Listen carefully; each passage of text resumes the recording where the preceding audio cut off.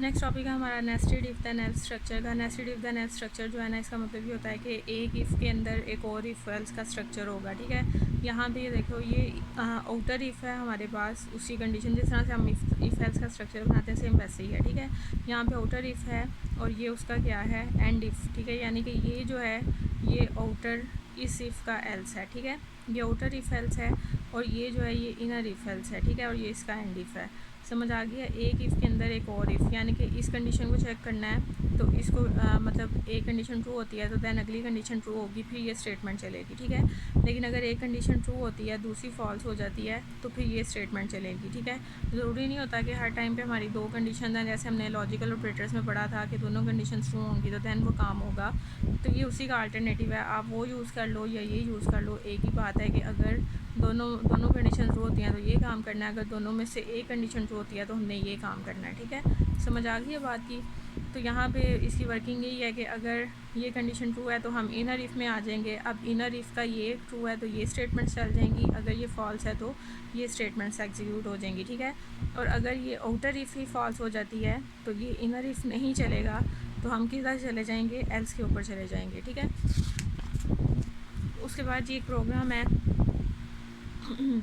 Right a program that input marks of maths and English into text boxes. आपने दो text boxes लगाने हैं, उसके अंदर इंग्लिश के मार्क्स और मैथ्स के मार्क्स लेने हैं। इट डिस्प्ले ग्रेड, आपने ग्रेड शो करवाना है इफ़ बोथ आर 80 और अबव, अगर दोनों मार्क्स जो हैं वो 80 या 80 से अबव हैं। गुड शो कराना है इफ़ ओनली मैथ इज़ 80, कि अगर सिर्फ मैथ के 80 आर अबव हैं, एंड बैड अदरवाइज़। ठीक है, अगर सिर्फ मैथ के 80 हैं तो इसका मतलब है इंग्लिश के नहीं होंगे तो वो एल्स हो जाएगा। ठीक है, और अगर किसी में भी 80 से ज़्यादा नहीं है तो आपने उसको क्या शो कराना है, बैड अदरवाइज़। ठीक है, इन दोनों टेक्स्ट बॉक्सेस में हम लोग यूज़र से उसके मार्क्स इनपुट ले लेंगे। अब यहाँ पे हमने मैथ के लिए टेक्स्ट बॉक्स 1 है, इसलिए हमने क्या लिखा, मैथ इज़ डिम मैथ और इंग्लिश, हम दो वेरिएबल्स डिक्लेयर किए हैं इंटीजर के नाम से। Math is equal to text 1 dot text, suppose करते हैं यहाँ पे उसने हमें दे दिया है मैथ में 80 और यहाँ पे उसने हमें दे दिया है 70। ठीक है, तो मैथ वाले टेक्स्ट बॉक्स में हमारे पास क्या पड़ा होगा, 80, वो मैथ वाले वेरिएबल में आ जाएगा, और इंग्लिश वाले टेक्स्ट बॉक्स में हमारे पास क्या पड़ा होगा, 70। ठीक है, अब कंडीशन क्या थी कि अगर दोनों मार्क्स 80 से ग्रेटर हैं तो हमने उसे ग्रेड शो कराना है, अगर एक मार्क्स 80 मैथ के मार्क्स 80 से ग्रेटर हैं तो गुड शो कराना है, अदरवाइज़ हमने उसे क्या शो कराना है, बैड।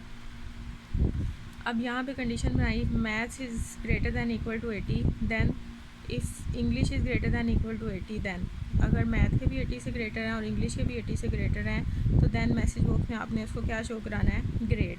लेकिन अगर उसके मैथ के तो 80 से ग्रेटर हैं और इंग्लिश के नहीं हैं तो हमने उसको क्या शो करा दिया, गुड। अब इस केस में उसके मैथ जो हैं वो 80 से ग्रेटर हैं लेकिन इंग्लिश वाले 80 से ग्रेटर नहीं हैं, वो कम है, तो फिर कौन सी कंडीशन ट्रू होगी, ये कंडीशन ट्रू हो गई। इसके ट्रू होने से हम इसके इनर इफ़ में आ गए हैं। अब इनर इफ़ में इंग्लिश के चेक होंगे तो क्या इंग्लिश के 80 से ग्रेटर हैं, नहीं है, तो ये कंडीशन आपके पास क्या हो गई, फॉल्स। तो एल्स में जाएंगे और मैसेज बॉक्स से हम क्या शो कर देंगे, गुड। और उसके बाद अगर ऐसा ना होता, दोनों लाइक ये भी 80 ना होते, ये 70 होता, तो ये कंडीशन यहाँ से ही क्रॉस हो जाती, तो हमारे पास क्या चलता, एल्स वाला पोर्शन चलता और मैसेज बॉक्स में हम उसे क्या शो करा देते, बैड शो करा देते। ठीक है, उसके बाद जी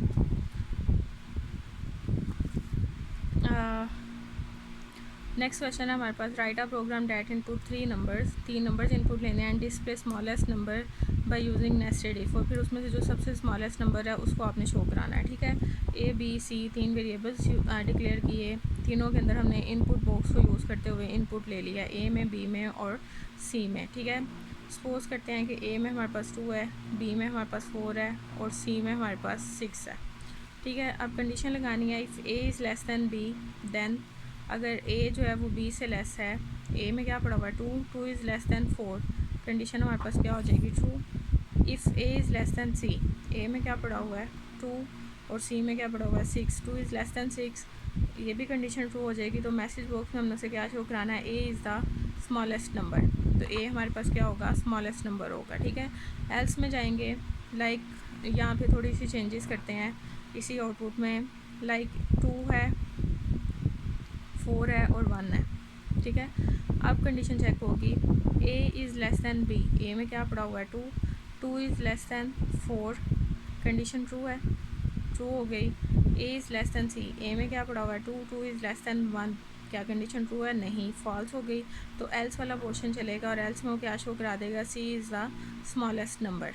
ठीक है, अब थोड़ी सी बी के लिहाज से भी चेंज करके देखते हैं। लाइक इसमें हमारे पास 2 है, इसमें 1 है और इसमें 4 है, बी में 1 है। अब कंडीशन चेक होगी, a is less than b, a में क्या पड़ा हुआ है 2, 2 is less than 1, condition false हो गई।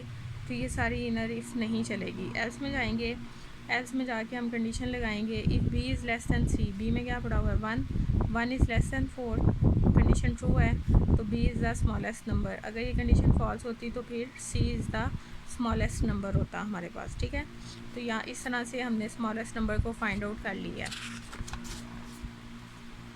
उसके बाद ये नेक्स्ट प्रोग्राम है हमारे पास, write a program that input 3 numbers, साथ में 3 नंबर्स इनपुट लेने हैं and display whether all the numbers are equal or not using nested if, और आपने बताना है कि सारे नंबर्स इक्वल हैं या नहीं हैं। ठीक है, तीनों नंबर्स इनपुट ले लिए a b and c, condition लगाई if a is equal to b and a is equal to c, outer if में बी को चेक किया और इनर इफ में सी को चेक किया।